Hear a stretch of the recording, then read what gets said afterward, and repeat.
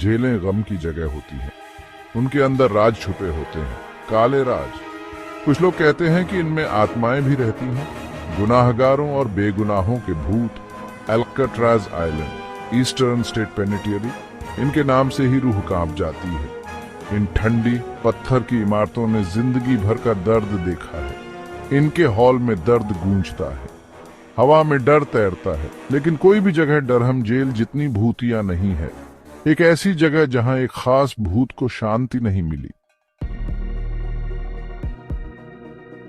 Durham jail, England के दिल में एक भयानक साया। सदियों तक इसने उन लोगों को कैद रखा जिन्होंने कानून तोड़ने की हिम्मत की। हत्यारे, चोर, उनके जुर्म ठंडी पत्थर की दीवारों पर लिखे हुए हैं। अंदर की हवा भारी है, इतिहास के बोझ से भारी और निराशा से। कई लोगों ने इन दीवारों के भीतर दम तोड़ा, अपने गुनाहों के लिए मौत की सजा दी गई। उनकी आत्माओं को शांति नहीं मिली।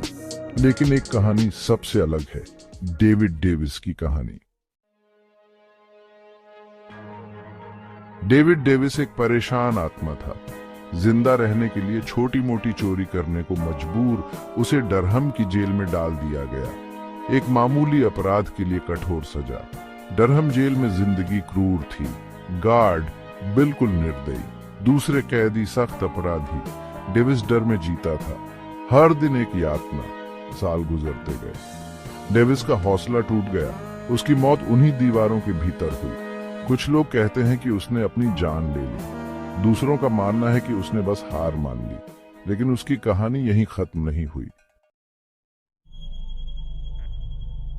डेविस की मौत के बाद डरहम जेल में चीजें बदल गईं। सन्नाटे में अजीब आवाजें गूंजती थीं। खाली गलियारों में कदमों की आहट, अंधेरे में फुसफुसाहट। गार्ड ने इसे अपनी कल्पना समझकर खारिज कर दिया। लेकिन कैदी बेहतर जानते थे। वे एक साये की बात करते थे, लंबा और दुबला पतला। उसकी आंखें एक भयानक उदासी से भरी हुईं। एक खास कोठरी डर की जगह बन गई।